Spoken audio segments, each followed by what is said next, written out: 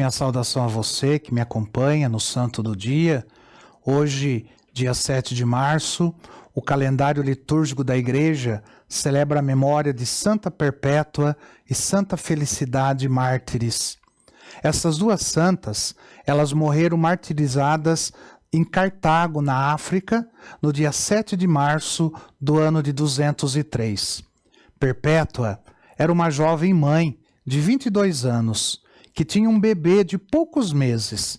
Ela pertencia a uma família rica e muito estimada por toda a população. Enquanto estava na prisão, a pedido de seus companheiros mártires, foi escrevendo um diário de tudo aquilo que ia acontecendo. Felicidade era uma escrava de Perpétua. Era também muito jovem e na prisão ela deu à luz a uma menina, que depois os cristãos se encarregaram de criar muito bem. As acompanharam em seu martírio alguns escravos que foram aprisionados junto com elas. E o catequista, o diácono Sáturo, que as havia instruído na religião e assim é preparado para o batismo. Ele também as acompanhou. Sáturo, ele não foi preso, mas ele se apresentou voluntariamente. Os antigos documentos que narram o martírio destas duas santas eram imensamente estimados na antiguidade. E Santo Agostinho diz que eram lidos nas igrejas, com grande proveito para os ouvintes. E esses documentos, eles narram o seguinte: no ano de 202, o imperador Severo mandou que os continuassem sendo cristãos e não tivesse adorado aos falsos deuses, tinham que morrer. Perpétua estava celebrando uma reunião religiosa em sua casa de Cartago, quando chegou os soldados do imperador e a levou prisioneira, junto com a sua escrava Felicidade e os escravos Revocato, Saturnino e Segundo. Diz Perpétua no seu diário: nos jogaram no cárcere e eu fiquei consternada, porque nunca tinha estado em um lugar tão escuro. O calor era insuportável.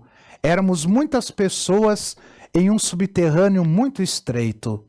Parecia que ia morrer de calor e de asfixia, e sofria por não poder ter junto a mim o meu filho, que era de tão poucos meses e que necessitava muito de mim. O que eu mais pedia a Deus era que nos concedesse um grande valor de sermos capazes de sofrer e de lutar por nossa santa religião.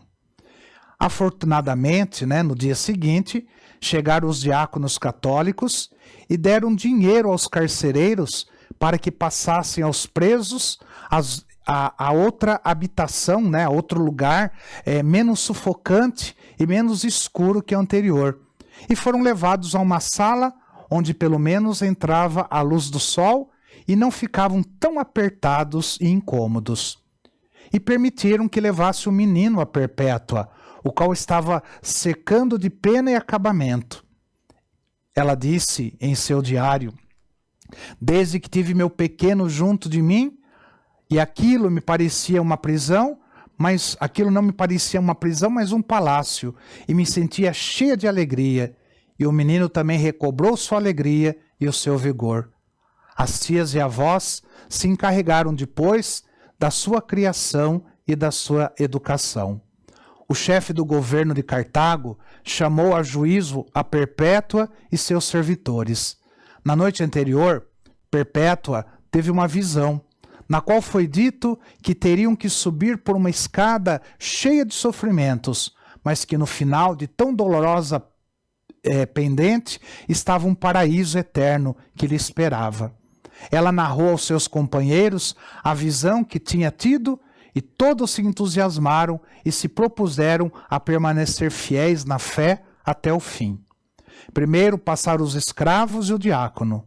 Todos proclamaram diante das autoridades que eles eram cristãos e que preferiam morrer antes que adorar a falsos deuses. Logo chamaram a Perpétua. O juiz lhe rogava que deixasse a religião de Cristo e que se passasse a religião pagã e assim salvaria a sua vida. e recordava que ela era uma mulher muito jovem, de família rica. Mas Perpétua proclamou que estava resoluta a ser fiel até a morte à religião de Jesus Cristo. Então chegou seu pai, que era o único da família que não era cristão, e de joelhos lhe rogava, lhe suplicava que não persistisse em chamar-se cristã, que aceitasse a religião do imperador, que o fizesse por amor ao seu filho, ao seu pai, ao seu filhinho.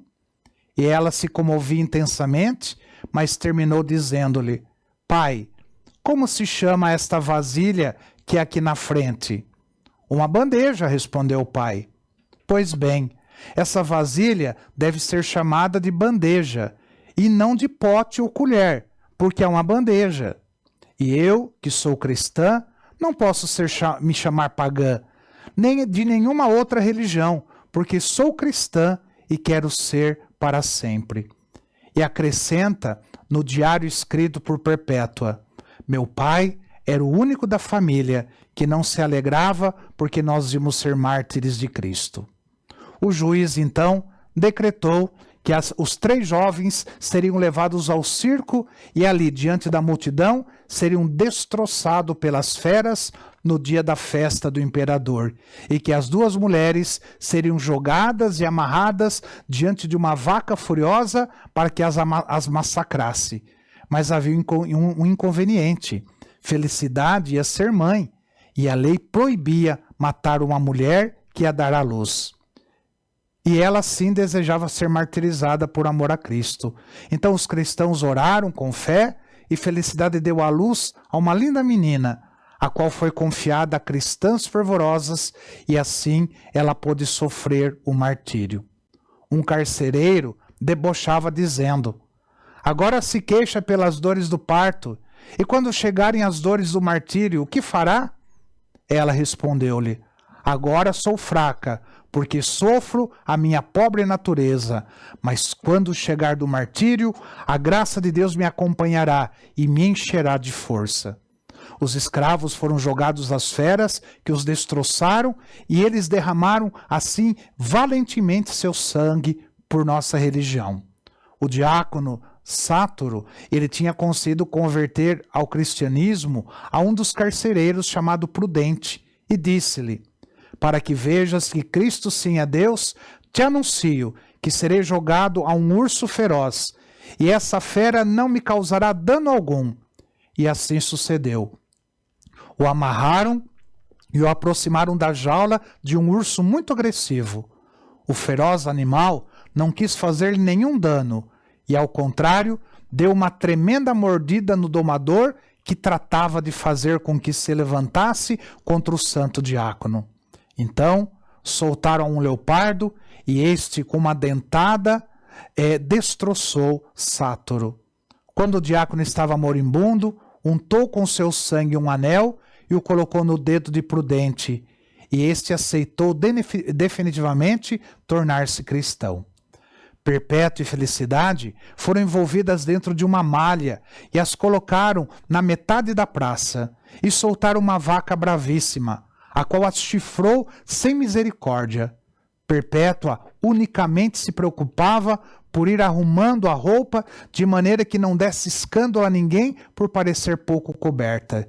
E arrumava também os cabelos para não parecer despenteada como uma chorona pagã. As pessoas emocionadas ao ver a valentia destas 2 jovens mães, pediu que as tirassem pela porta onde saíam os gladiadores vitoriosos. Perpétua, como voltando de um êxtase, perguntou: e onde está a tal vaca que ia me atacar? Mas logo esse povo cruel pediu que voltasse a trazê-las e que a cortassem-lhe a cabeça diante de todos. E ao saber dessa notícia, as 2 jovens valentes se abraçaram emocionadas e voltaram à praça. Felicidade teve a cabeça cortada com a machadada, mas o carrasco, que tinha que matar Perpétua, estava muito nervoso e errou o golpe. Perpétua, então, deu um grito de dor, mas estendeu bem a cabeça sobre o cepo e indicou ao carrasco com a mão o lugar preciso de seu pescoço onde devia dar a machadada. Assim, esta mulher valorosa até o último momento, demonstrou que se morria mártir era por sua própria vontade e não com toda a generosidade. Essas duas mulheres, uma rica e instruída e a outra humilde e simples serva, jovens esposas e mães, que na flor da vida preferiram renunciar às alegrias de um lar com tal de permanecer fiéis à religião de Jesus Cristo. O que nos ensinam? Sacrificaram um meio século que poderia restar-lhe de vida nesta terra e estão há mais de 17 séculos gozando o paraíso eterno. Santa Perpétua e Santa Felicidade, rogai por nós. Que o Senhor te abençoe, em nome do Pai, do Filho e do Espírito Santo. Amém.